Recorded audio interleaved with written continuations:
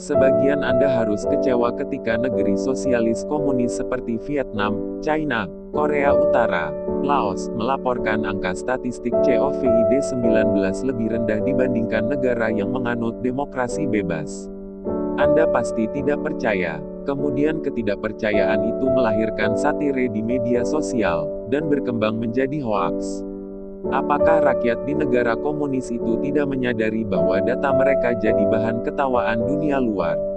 Tentu mereka tahu, tapi mereka enggak peduli amat. Itu hanya dianggap angin lalu. Apalagi di dalam negeri tidak ada orang meragukan data pemerintah. Pertanyaannya adalah apakah benar data mereka palsu? Dan apa yang benar? Menurut saya ini bukan soal benar atau palsu, tetapi persepsi soal data. Bagi negara komunis data itu adalah alat propaganda untuk kepentingan negara. Lebih luas lagi, data itu harus mengutamakan nilai-nilai persatuan dan rasa aman rakyat di bawah kekuasaan. Mengapa? Karena negara komunis itu berdiri di atas doktrin totaliter, di mana pikiran dan perasaan orang hanya satu, patuh kepada kekuasaan. Yang boleh ditakuti dan dikhawatirkan adalah melanggar aturan, bukan corona. Ketika China lockdown Wuhan, mungkin sebagian besar rakyat China tidak takut dengan corona. Mereka hanya takut dengan perintah negara. Setiap hari mereka mendengar propaganda bahwa pemerintah akan memenangkan perang terhadap COVID-19. Berita apapun yang menakutkan tentang COVID-19 pasti diban oleh negara. Penyebar berita ketakutan di sosial media pasti dalam hitungan jam ditangkap tanpa pemberitaan. Berita kehebatan tim medis tingkat kesembuhan setiap hari memenuhi berita media massa. Dan ketika pemerintah mengumumkan berakhir lockdown, rakyat menjadikan pemerintah sebagai pahlawan, dan kesetiaan semakin meningkat.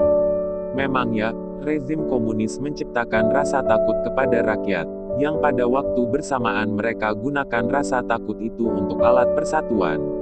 Karena kolektif maka gerakan mereka walau selangkah gaungnya sangat signifikan. Makanya mereka bisa membangun peradaban. Cobalah lihat gerakan dan hentakan kaki tentara berbaris. Walau jumlahnya sedikit namun sangat berirama dan menimbulkan spirit energi luar biasa. Mereka punya tujuan yang sama. Sangat berbeda dengan kerumunan orang banyak seperti negara yang bukan sosialis komunis.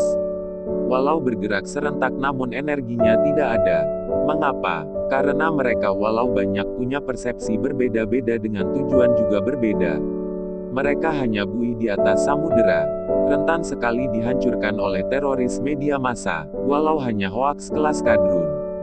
Saran saya, lebih baik fokus kepada diri kita sendiri daripada sibuk mempertanyakan data COVID-19. Yakinkan kepada diri kita sendiri, kalau saya sehat maka saya telah ikut ambil bagian menyelamatkan orang lain. Kalaupun saya sakit, saya bukan bagian penyebar COVID-19 terhadap orang lain. Karenanya patuhilah standar protokol social distancing.